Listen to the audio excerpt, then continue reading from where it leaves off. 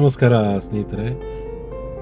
ನಾವೆಲ್ಲರೂ ಒಂದು ವಯಸ್ಸಿಗೆ ಬಂದಾಗ, ಅಂದರೆ ಒಂದು ಜೀವಮಾನ ನಡೆಸ್ಕೊಂಡು ಮುಂದ್ಗಡೆ ಬಂದು ಒಂದು 50-60 ಆ ಶ್ರಮಕ್ಕೆ ತಲುಪಿದರೆ, ಅಂದರೆ ಮತ್ತೊಂದು ಹೇಳಿದರೆ ಬೇಗ ಯಾವುದೋ ಸಮಯದಲ್ಲಿ ಹೋಗ್ಬಿಡಿದೆ, ಅದು ಬೇರೆ ವಿಷಯ.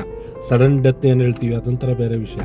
ಆದರೆ ನಾವು ಜೀವಮಾನ ನಡೆಸಿ ಒಂದು 50-60ಕ್ಕೆ ತಲುಪಿದರೆ ಆ ಸಮಯದಲ್ಲಿ ಒಂದು ಆತ್ಮಾವಲೋಕನ ಮಾಡುವಂಥ ಒಂದು ವಿಷಯ ಇರ್ತದೆ.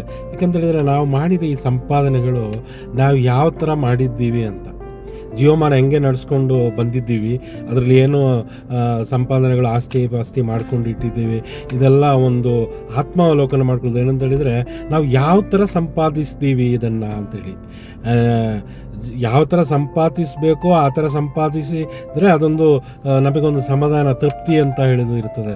ಯಾರಿಗೋ ಮೋಸ ಮಾಡಿ, ಏನೋ ವಂಚನೆ ಮಾಡಿ, ಯಾವ ಥರನೋ ಏನೋ ಮಾಡ್ಕೊಂಡು ಸಂಪಾದನೆ ಮಾಡಿ ಅಂದರೆ ಅದು ಎರಡು ವ್ಯತ್ಯಾಸಗಳಿರ್ತದೆ.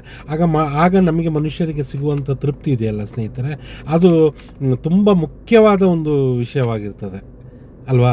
ಯಾಕಂತೇಳಿದ್ರೆ ನಾವು ಬೆವರು ಸುರಿಸಿ ನಾವು ಕಷ್ಟಪಟ್ಟು ದುಡಿದು ಅಂದರೆ ಒಳ್ಳೆಯ ಒಂದು ರೀತಿಯಲ್ಲಿ ನಾವು ಸಂಪಾದನೆ ಮಾಡ್ಕೊಂಡು ಅಂದಾಗ ಅದಕ್ಕಿರುವ ತೃಪ್ತಿ ತುಂಬ ಒಂದು ಮನಸ್ಸಿಗೆ ಸಮಾಧಾನಕರವಾದ ಒಂದು ತೃಪ್ತಿ ಸಿಗ್ತದೆ. ಇಲ್ಲ ಅಂತ ಹೇಳಿದರೆ ಒಳಗಡೆ ಅವನಿಗೆ ನಾವು ಯಾವ ಥರ ಸಂಪಾದನೆ ಮಾಡಿಕೊಂಡು ಯಾವ ಥರ ಜೀವನ, ಆ ಸಮಯದಲ್ಲಿ ಅವನು ತುಂಬ ಒಂದು ಅತೃಪ್ತಿ ಆಗ್ತಾನೆ ಸ್ನೇಹಿತರ, ಆ ಮನುಷ್ಯ ಅಲ್ವಾ. ನೀವು ಇದರ ಬಗ್ಗೆ ಒಂದು ಕಮೆಂಟ್ ಮಾಡಿ ಸ್ನೇಹಿತರೆ. ನಾನು ಹೇಳೋ ಮಾತು ನಿಮಗೆ ಸರಿಯಾಗಿದೆಯೋ ಏನು ಕತೆ, ಇದೊಂದು ಸ್ವಲ್ಪ ನೀವು ಕಮೆಂಟ್ ಮಾಡಿ ಹೇಳಿ. ಆರೋಗ್ಯದ ಕಡೆ ಗಮನ ಕೊಡಿ ಸ್ನೇಹಿತರೆ. ಜೈ ಕರ್ನಾಟಕ.